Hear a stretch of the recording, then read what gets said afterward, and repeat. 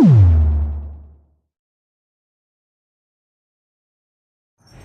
morning everyone.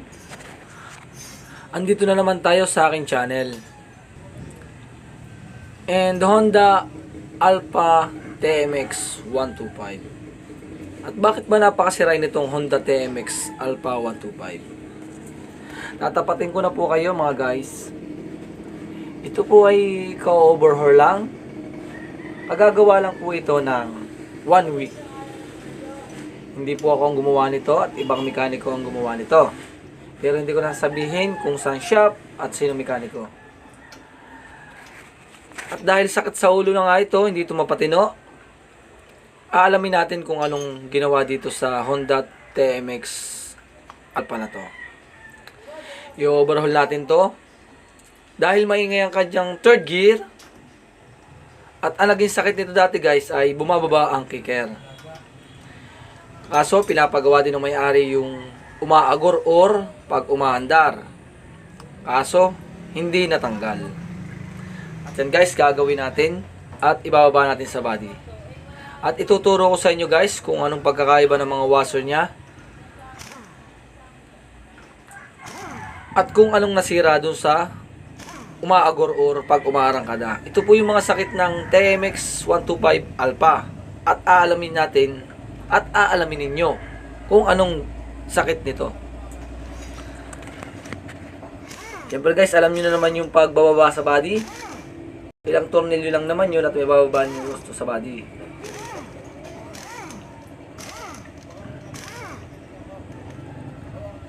Yan guys, kailangan nyo rin itong kalasin itong magneto cover or stator.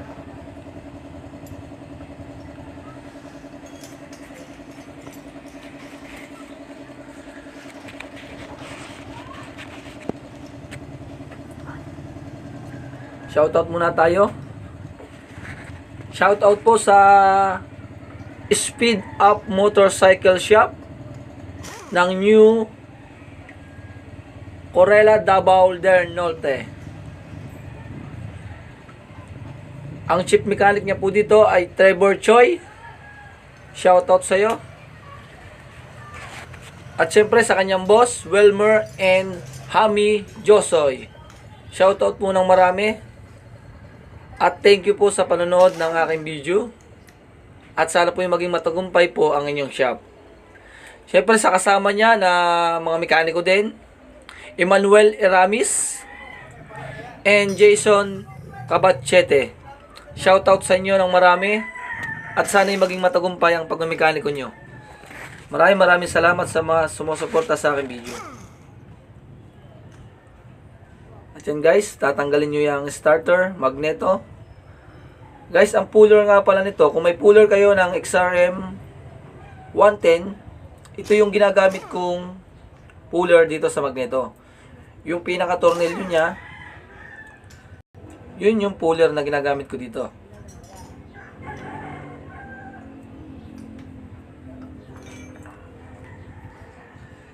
At yan, tatanggalin nyo rin yung cylinder head.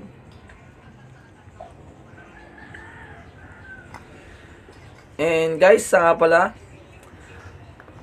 puro silicone po itong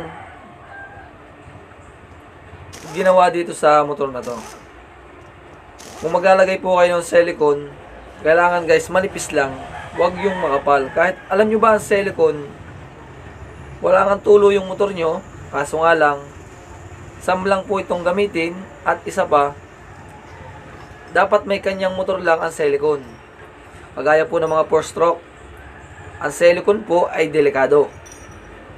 Unang-una, pag ito po ay pumunta sa bomba ng langis o oil pump, bumabara ito at hindi bobomba ang inyong langis. Sana guys, tatandaan ninyo, ang paglalagay ng silicone ay manipis lang. Hindi ito kinakapalan. At kung maaari, palta na lang ninyo ng gasket. Huwag na kayo maglagay ng silicone.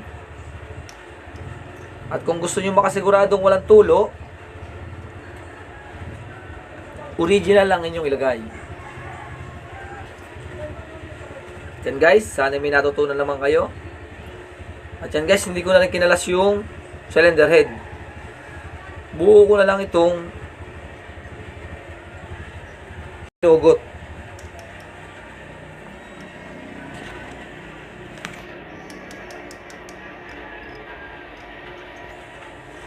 At tanggalin nyo rin yung starter.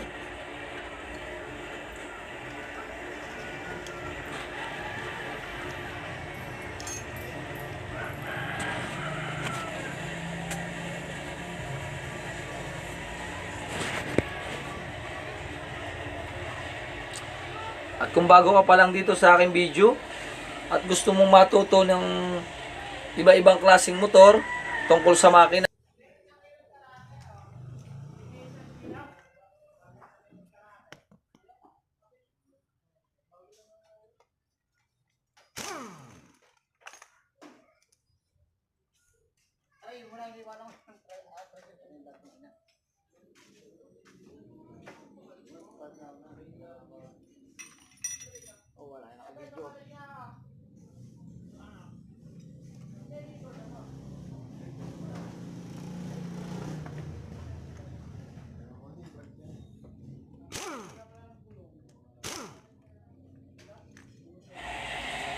then guys, tatanggalin nyo rin yung neutral light indicator.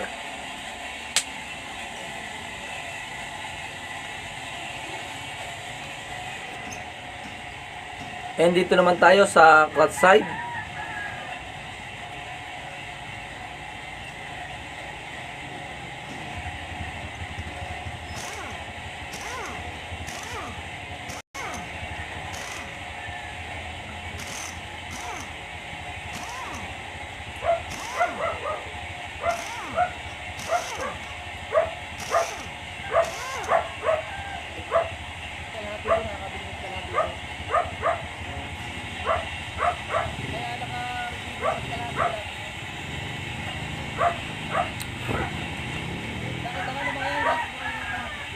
Guys, pare-pareho lang yung haba ng tornilyo niya dito sa clutch side.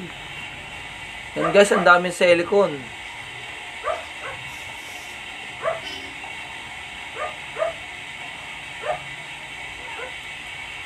Tusser, bearing, alisin nyo yan. At syempre, tatanggalin nyo rin itong tornilyo na centrifugal. Guys, huwag kayo magsisinsil nitong tornilyong ito. Kailangan ang gagamitin nyo dito ay matilos na screw. And castle rings gagamit kayo.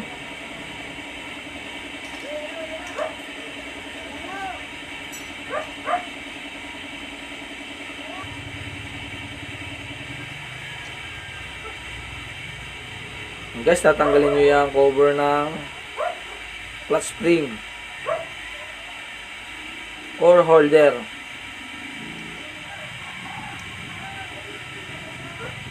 Itong holder na to, napakasela nito guys. Pagka tumabingi din yung hapit nyo, napupunggal din ito. Ayan, clutch spring.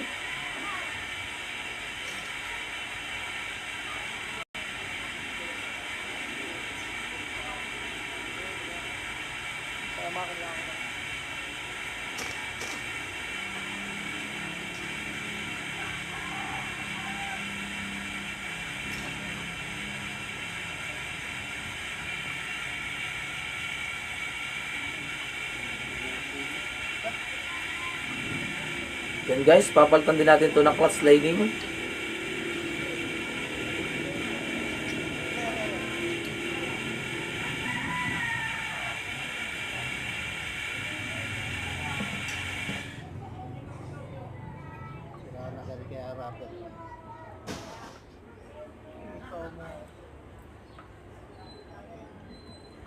At ito guys, ang clutch housing. Ito po ang isang dahilan kung bakit umaagor or ang andar ng TMX Alpha 125. At yan guys, aabangan nyo yung part 2 at ipapaliwanag ko sa inyo yung bawat washer at pagkakaiba ng TMX 125 sa TMX 155. Siyempre, tatanggalin natin itong oil pump para malinis natin yung butas at baka may nakabarang silicone.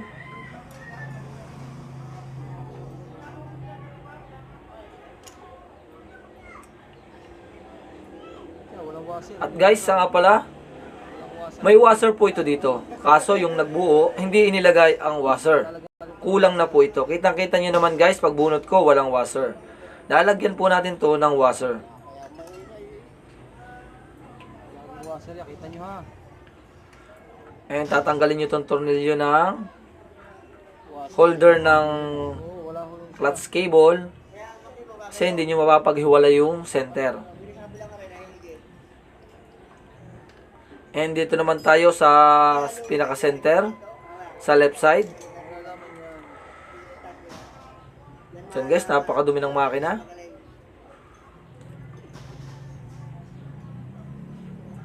Isa lang naman yung mahaba dito guys. Nasa taas lang yung mahabang tornilyo at magkakatulad na yung haba niya.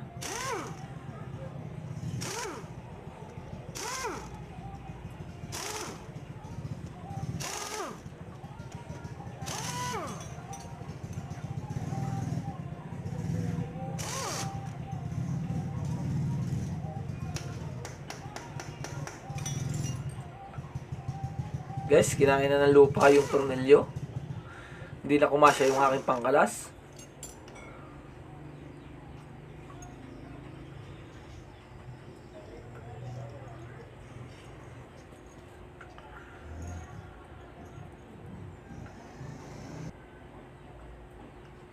Yan guys, madali lang naman tong palabasin. Kahit hindi nyo na ito pukpukin, basta lalabas na ito ng kanya. Ayan guys, yan yung mga washer. Wala yung washer sa kicker. Kulang na isa linis, ibabaw. Hindi nilagay. At wala pong washer sa kicker. Wala naman pong napatak dahil dahan-dahan ko po itong kinalas. At dahil may starter, hindi po nagagamit ng may-ari yung kicker niya. May nakalagay ditong washer. At dahil hindi ito magkakaigi at ako ang gagawa, lalagyan natin to ng washer. Ihahanap natin ng washer dito sa kicker. Wala. Dahil kung nagagamit ito ng may-ari, itong kicker niya, lalaspog ito. Hindi lang niya ito nagagamit kasi mayroon siyang push button starter. Dalawa na po yung nawawala niyang washer at i-check po natin yung transmission. Tama naman po yung kabit ng washer sa ibabaw ng transmission, and tama rin po yung lagay ng shifting cam, at tama naman po yung lagay ng mga washer ng transmission. Ang nagkulang lang po dito ay washer ng ehe ng kambyo at kicker washer sa dulo. At yan guys, yan yung masama sa kanyang third gear. Papalitan natin ng third gear. At ang size ng ang bilang po dito ng kanyang gear ay ng third gear ay 2028. Yun guys, yan yung kanyang mga washer. Okay naman, kompleto. Wala naman siyang tama. Third gear lang ang nagkatama dito.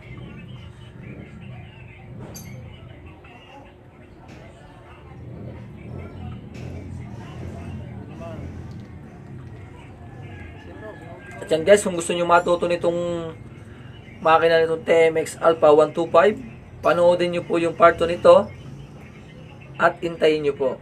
Lilinisin muna natin ito ng mabuti dahil napakadumi nito. At salamat po sa mga sumusuporta sa aking video. At yan guys, bagong palit. Sa nga pala guys, ito po ay, ang naging sakit nito dati ay bumababa yung kicker. Ang pinaltan po nila dito ay main drive. Yung ehe po ng sprocket sa una or engine at transmission bearing. At dahil nagkatama rin yung kanyang shafting o main drive, hindi po sila nagpalit ng main drive. At papalitan po natin to. Pati po itong needle bearing, papalitan ko na po ito ng bago dahil hindi po ito magkakaigi. At nagkatama na po yung kanyang ehe ng main drive. At yan guys, hanggang dito na lang tayo sa ating video ito. Maraming salamat sa inyo and God bless po sa inyong lahat.